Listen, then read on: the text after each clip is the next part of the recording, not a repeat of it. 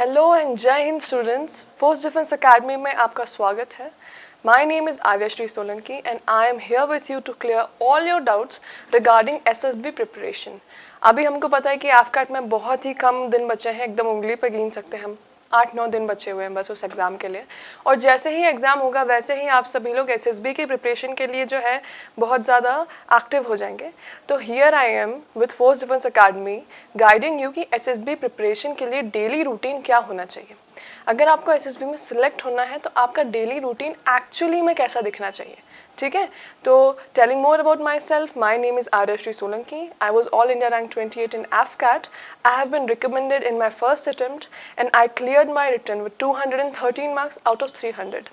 And I am here with all of you to clear all of your doubts regarding this. Alright, so let's get ahead. सबसे first point आता है friends कि workout करना है कम से कम 40 minutes per day and this is a very crucial step, ठीक है। आपका दिन और मोस्टली आप ट्राई करें कि वर्कआउट जो है सुबह ही करें। शाम को अगर आप करना चाहें तो ठीक है, अगर आपका स्केड्यूल बहुत टाइट है, बट स्टिल जो प्रेफरेबल टाइम है वर्कआउट का वो मॉर्निंग में रहता है, ठीक है। 40 मिनट्स वर्कआउट बहुत ज़्यादा ज़रूरी है क्योंकि एसएसबी में वो आपकी मेंटल साइकोलॉजिकल कैपेसिटी के साथ साथ आपकी फिजिकल कैपेसिटी पे भी ध्यान देते हैं। आप कोई कॉर्पोरेट जॉब नहीं जबकि बल्कि आप एक कंट्री के डिफेंस के लिए अप्लाई कर रहे हैं and for that you should at least be healthy and strong enough कि आप वहाँ पर सारे ऑब्स्टेकल्स जो हैं गिवन टाइम में कवर कर लें। We all know that there are 10 obstacles in just 3 minutes and those obstacles require a lot of arm strength, a lot of physical stamina. So that's why workout for 40 minutes every day is must. Workout करने से जो है आपको बहुत सारा कुछ gain होगा। Alright, सबसे पहले जो है आपको करना चाहिए रनिंग एटलीस्ट 3 किलोमीटर। और रनिंग ऐसे रैंडम रनिंग नहीं करना है कि 500 मीटर दौड़ लिए, फिर पॉज ले लिया, फिर थक लिए तो सांस ले लिया, फिर पानी पी लिया, देन वापस हम बचा हुआ रन कर रहे हैं। No, start by running 1 kilometre, ठीक है। क्योंकि स्टार्टिंग में जैसे बहुत लोग ऐसे होते हैं जिनकी स्ट्रेंथ डेवलप नहीं होती है, रनिंग की कैपेसिटी डेवलप नहीं होती है। तो पहले आप स्टार्ट कीजिए कि 1 किलोमीटर एक साथ दौड़ें, देन धीरे धीरे उसको 1.5 किलोमीटर करें, फिर फ्यू डेज बाद आप उसको 2 kilometre, then come to 3 kilometre and time it. मतलब जितना आप दौड़ रहे हैं उतना आप टाइम करिए कि मैं इतने मिनट्स में इतना किलोमीटर दौड़ लेता हूँ या दौड़ लेती हूँ। Because in that interview they ask कि आपका जो है डेली स्केड्यूल क्या है, उसमें ये मेंशन करना कि आप वर्कआउट करते हैं, आप रनिंग करते हैं, आप अपने फिजिकल एबिलिटी और स्ट्रेंथ को भी टाइम दे रहे हैं, is very much important. Okay guys, तो वो पूछते भी हैं कि आप इतना डिस्टेंस कितने टाइम में कवर कर लेते हैं। अगर कोई कैंडिडेट झूठ बोल रहा होता है तो वो वहीं पकड़ा जाता है, बिकॉज अगर हम दौड़ नहीं पा रहे तो हमको एग्जैक्ट पता ही नहीं है कि वो टाइम कितना लेता है। ऑलराइट, तो that is why timing your 3 kilometre run is very much important. तो ये तो आपका स्टेमिना डेवलप हो गया। If you don't want to run for 3 kilometres you can opt for cycling for 6 kilometres as well, ठीक है। तो उससे आपके लेग मसल्स भी इंप्रूव होंगे, so that will also do the part. उसके साथ साथ you should also opt for meditation और योगा। योगा से जो है आपके कोर स्ट्रेंथ, आपकी फ्लेक्सिबिलिटी इंक्रीज होती है, आपका कंसंट्रेशन पावर, आपका फोकस बूस्ट होता है। और एसएसबी के लिए this is very much important.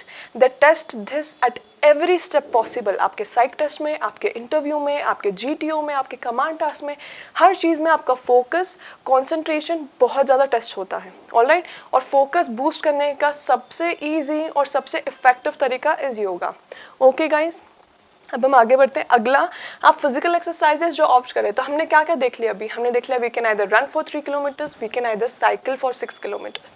इन दोनों के साथ we have to do yoga as well. Yoga में सूर्य नमस्कार इज ऑल्सो इफेक्टिव। अगर आपको कुछ और नहीं समझ में आ रहा है कि योगासन कहाँ ढूंढे लास्ट टाइम में, तो यू कैन डू सूर्य नमस्कार। ऑलराइट, फिजिकल एक्सरसाइजेस में what you can do sit-ups, आप चिनअप्स कर सकते हैं। Pullups and pushups is must, ठीक है। पुलअप्स और पुशअप्स जो है इनकी इतनी ज़्यादा इंपॉर्टेंस है दैट मैं जितना बोलूँ वो कम पड़ेगा। वाई? बिकॉज ये दोनों जो है आपकी आर्म स्ट्रेंथ बहुत ज़्यादा डेवलप करते हैं, आपके आर्म मसल्स पे वर्क करते हैं ये दोनों exercises and it is very much important क्योंकि वहाँ जितनी भी ऑब्स्टिकल्स होती हैं वो सारी जो है मैक्सिमम कॉन्सेंट्रेटेड होती हैं आपकी आर्म स्ट्रेंथ में, ठीक है। अ लॉट ऑफ पीपल ऐसे होते हैं जिनकी लेग मसल्स तो ऑलरेडी स्ट्रॉन्ग होते हैं बट आर्म मसल्स नहीं होते। So that is why these exercises, all of these is a must.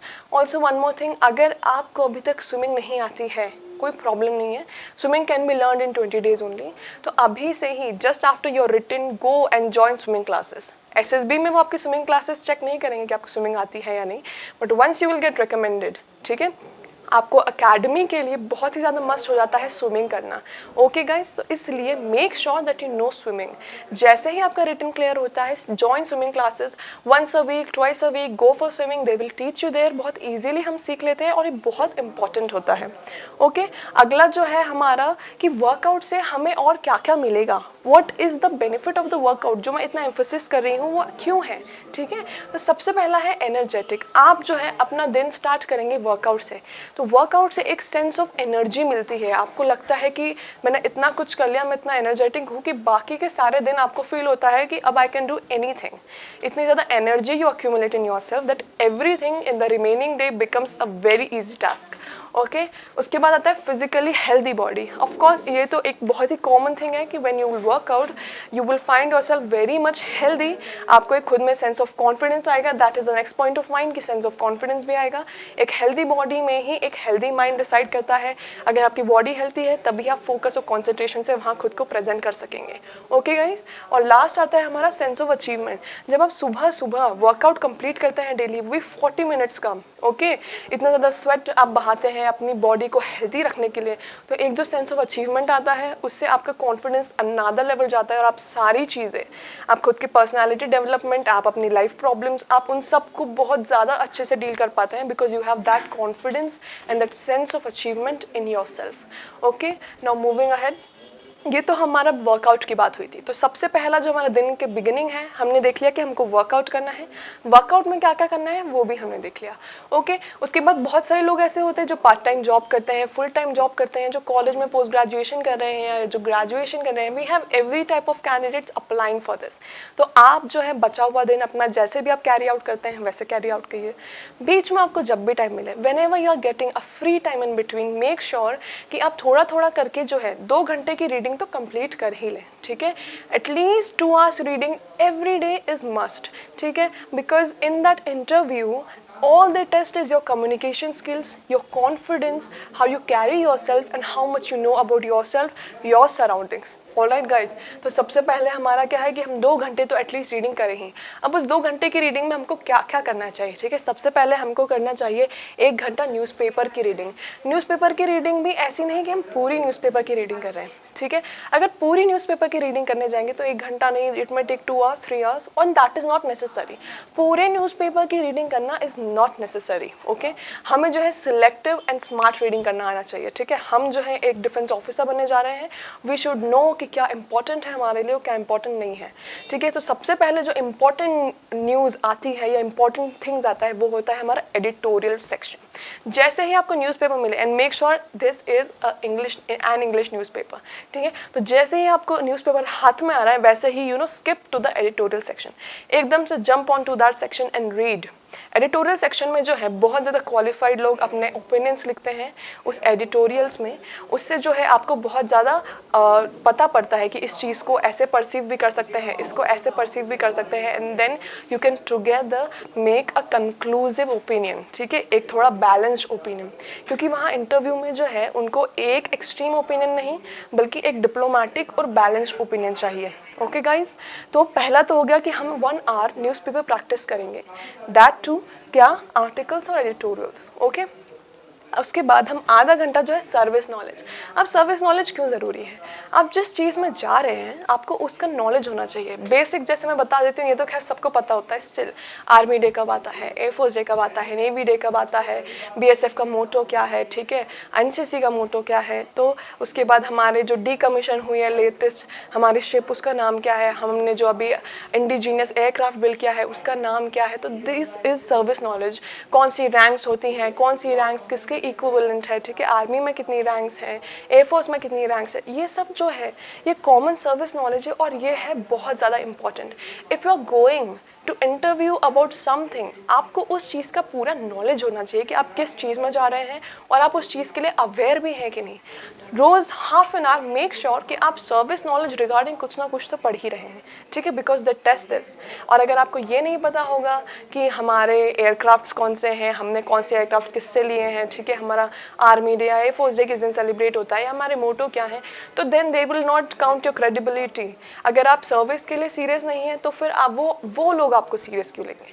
First you have to take this seriously, then they will take you seriously. Okay guys, तो हमारा 2 चीज़ हो गया, 1 hour editorials, half hour service knowledge, और जो बचा हुआ last part है हमारा, दैट इज़ हाफ आवर हमारा करंट नॉलेज। ठीक है, हमारा करंट नॉलेज जो है बहुत ज़्यादा इंपॉर्टेंट है, क्योंकि वहाँ पर जो है they test your personality, they test your surroundings, they test your service knowledge, and lastly they test your current knowledge।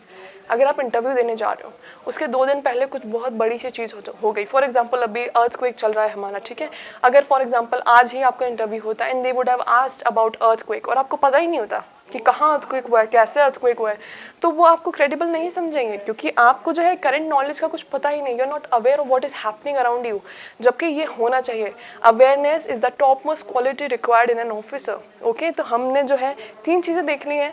तो अभी तक हमने कितनी चीज़ें काउंट करी हमारी डेली एक्टिविटी में? सबसे पहला था हमारा वर्कआउट को कैसे डिस्ट्रीब्यूट करना है, that we have seen. Second है हमारा रीडिंग को कैसे डिस्ट्रीब्यूट करना है, that also we have seen. अब अगले पॉइंट पे हम चलते हैं। अगला पॉइंट है हमारा अप्रिशिएट एंड पार्टिसिपेट एक्टिवली। अब इसका मतलब क्या है? देखो, कभी भी कुछ भी होता है तो हम जो है बहुत ज़्यादा डल हो के पीछे नहीं बैठना चाहिए हमको, ठीक है। फॉर एग्जांपल क्लास में अगर टीचर कुछ पूछ रही है तो बहुत बार ऐसा होता है कि हमको पता होते हुए भी हम सोचते हैं यार कौन जवाब देगा, कौन हाथ खड़े करेगा, कौन खड़े होके बोलेगा।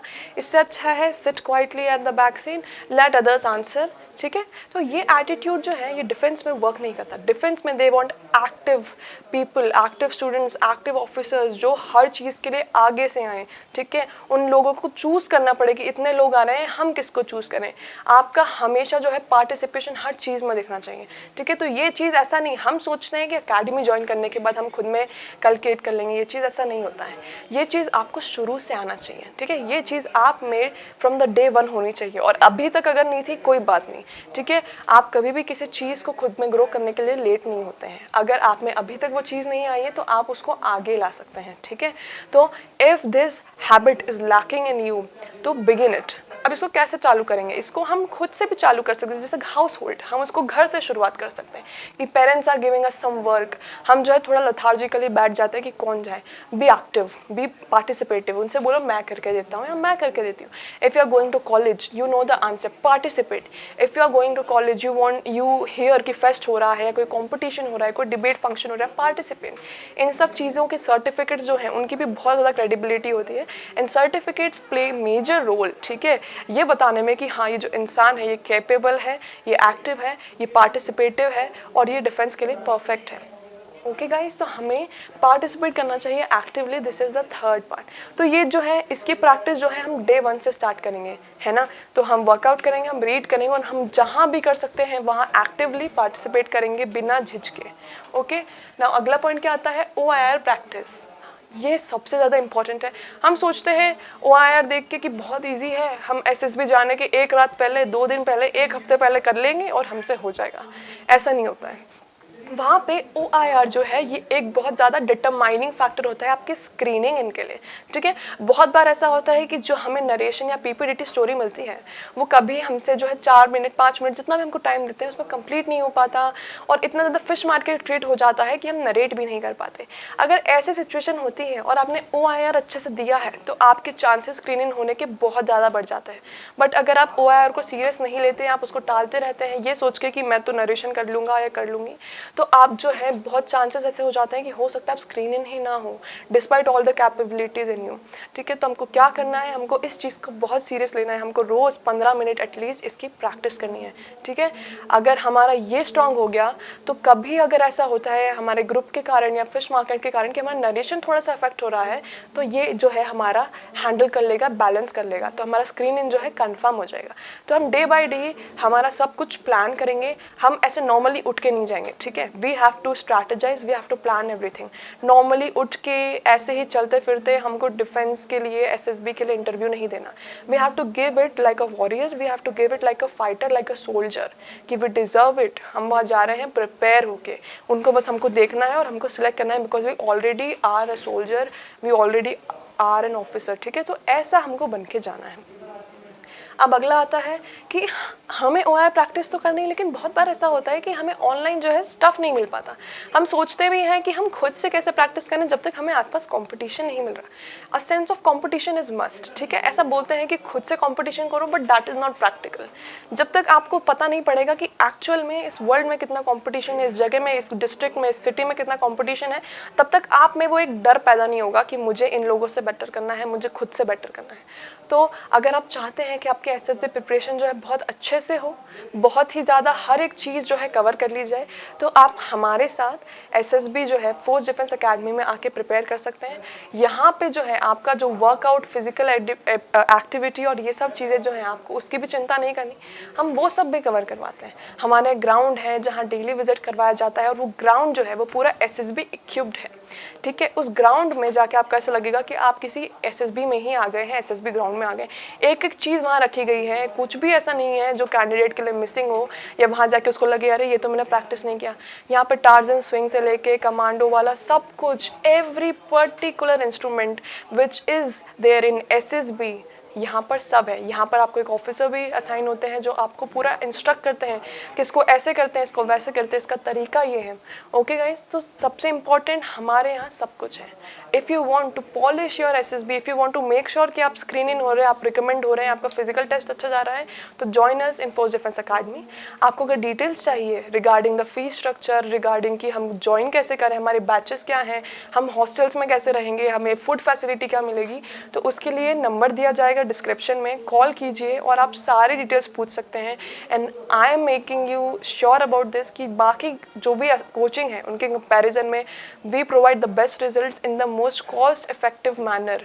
बहुत बार ऐसा होता है कि कोचिंग्स प्रोवाइड एकदम बल्क, जैसे बहुत सारी कोचिंग्स में क्या होता है, बहुत सारे बच्चे एक साथ डाल दिए जाते हैं, अराउंड 100 to 200 बच्चों की सिंगल बैच होती है। ऐसे बैचेस में सिंगल टीचर पूरे 200 बच्चों पे कॉन्सेंट्रेट कर ले, बिल्कुल पॉसिबल नहीं है।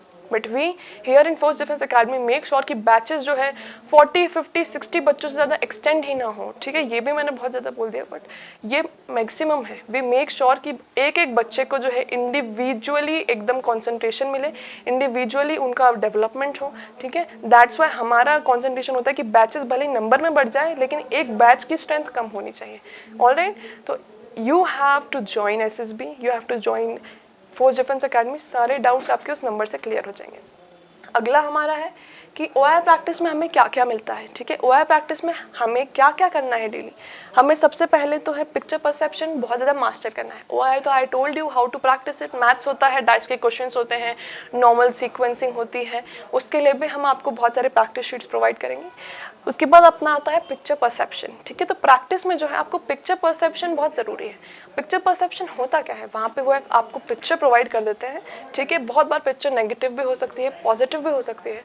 उस पिक्चर को जो है आपको देखना है, आपको फील करना है कि पिक्चर हमसे बोलना क्या चाहती है।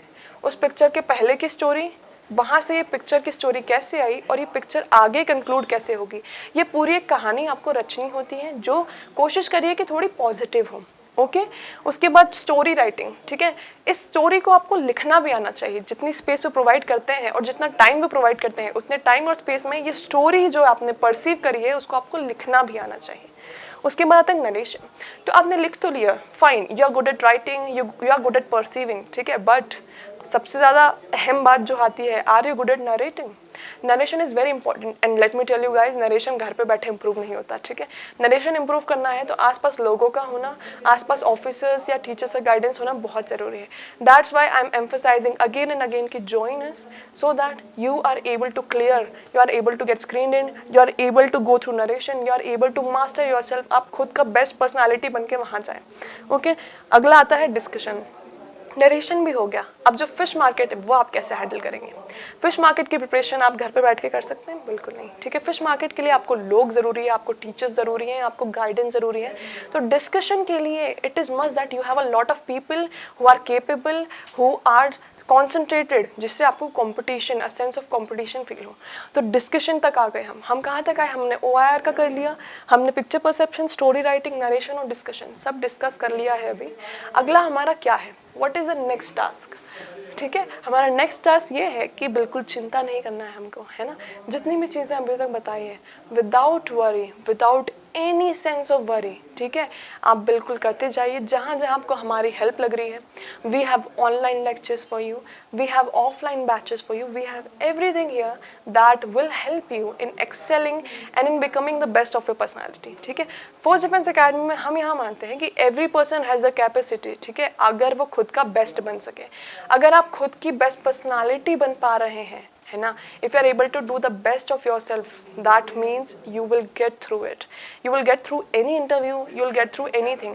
बेस्ट हम कैसे बनते हैं? हम फिजिकली बेस्ट बनते हैं, हम मेंटली बेस्ट बनते हैं, हम साइकोलॉजिकली बेस्ट बनते हैं.